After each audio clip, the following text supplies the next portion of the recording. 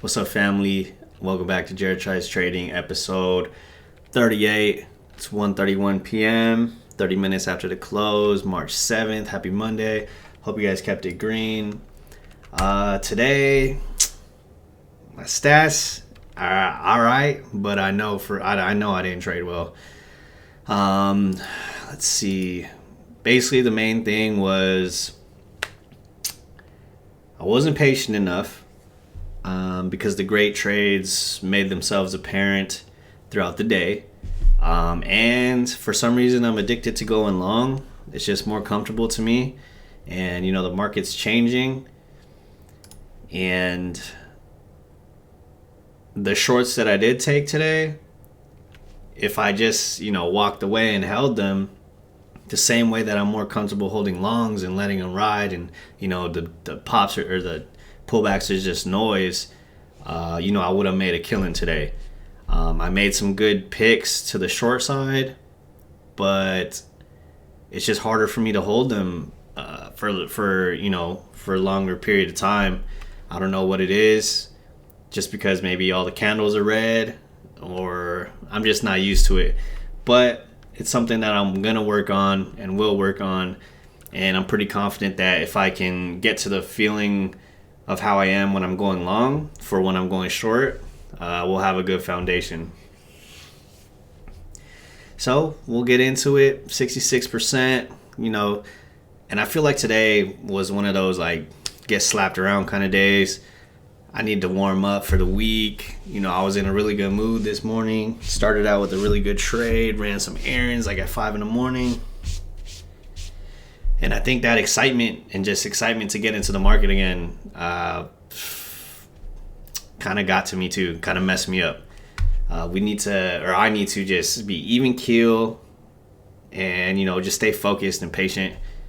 And we could do well and, pay attention to the market. So let's see what the market did today. D1 still below all SMAs, so still bearish. Still in this kind of chop region. We broke below this big red day, bearish trend day, grinded down all day. The pops were almost non-existent. So only a few longs out there if I did want to take some longs, and I should have stuck to the short side. But with that being said, let's get into some of these trades. I started the day with this short. I was proud of myself, feeling good. UAL took 20 minutes, and I was already halfway to my goal. Look at this. This is a beautiful daily. If I flip it upside down to the long side, this is a stock that I would feel comfortable holding all day, swinging. This looks familiar to me. You know what I mean? Below all the SMAs, nothing below to hold it up. Plus, the market was heavy. I had the tailwind. And I started the day with this 20-30 minute trade, made $115. Got in at 10 right here. And I just took the move, exited at 10:20 right here. So quick little move. Obviously, I left money on the table, but I'm really figuring out, and I'm diving into and admitting to myself that I'm not good at shorting. And I need to be able to sit through one of these pullbacks on a bearish day in the market, obviously, because this is noise. And I could have rode this all the way to Valhalla. You know what I'm saying? Shout out to the Vikings. Watched a few episodes of that on Netflix. Still a successful trade. And, I didn't want to overstay my welcome in case we get a crazy bounce. But, I'm just telling myself that because I could have held this. This is a great... I could swing this short. You know what I'm saying? Especially being bearish on my market sentiment. So that's something I need to practice.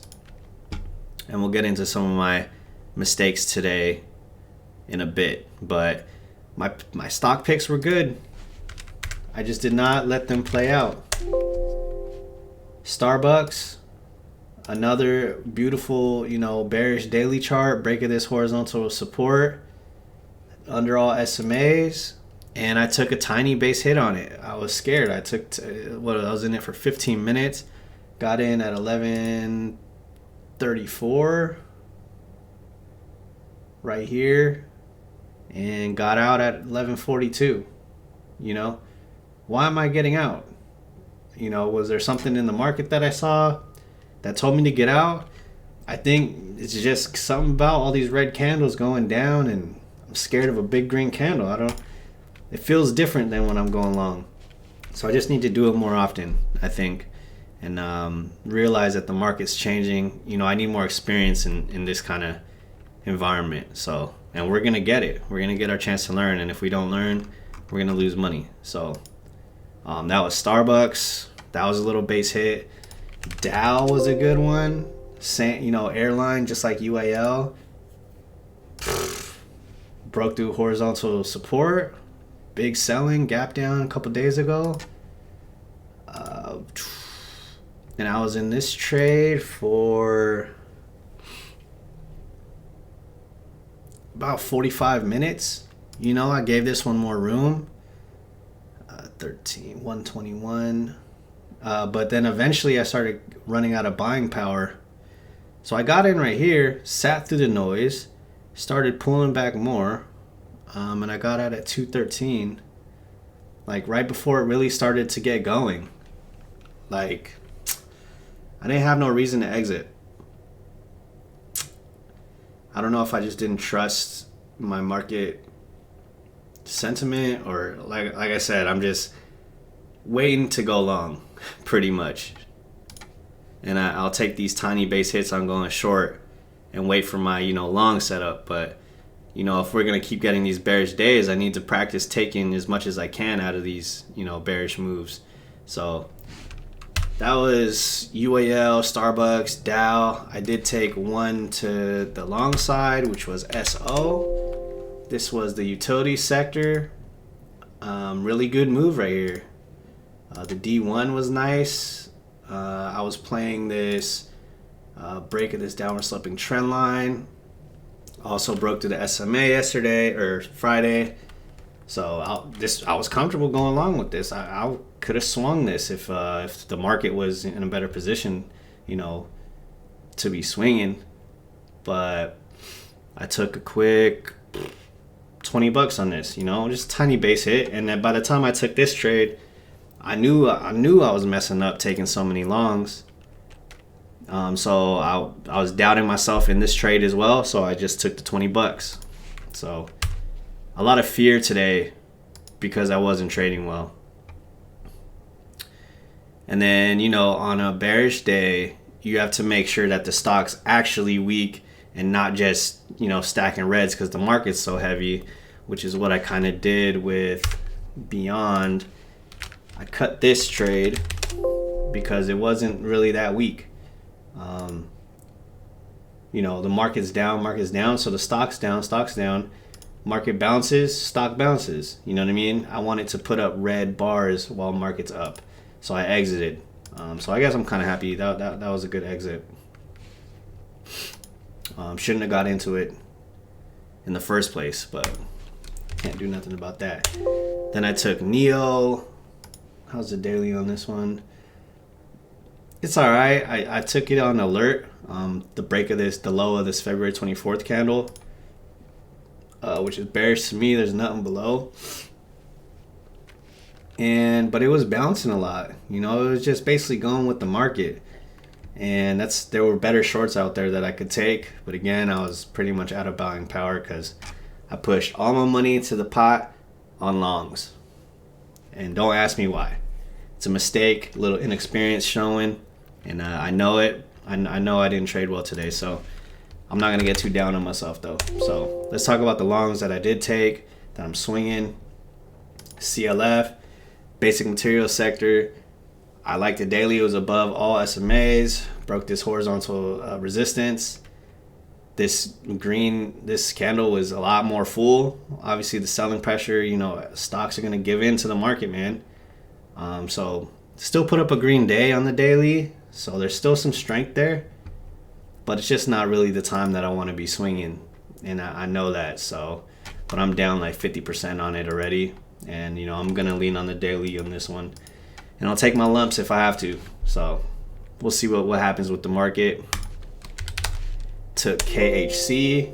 I also wanted something in a different sector, consumer goods. I like the daily. It was the break of this horizontal resistance. It was a lot more full than this at the time, above all SMAs. Still put up a green day, even though the market was super red, so there's strength there. But, eventually it's going to give in. A lot of strength in the morning, stacking these green candles, and just gave in. So I wasn't concerned with my entries too much. I'm just leaning on the daily, but it's just the wrong day to do it. Same with SLB. Break of this horizontal resistance. Break of this downward sloping trend line above all SMAs. Put up a green day when the market's super bloody. But again, I kind of, I should have been in a don't overstay my welcome kind of mode instead of like let these grinders run kind of mode. You know what I mean? And that was last week. We did that last week. This is a new day. So mistakes were made on my part. And all these contracts expire on the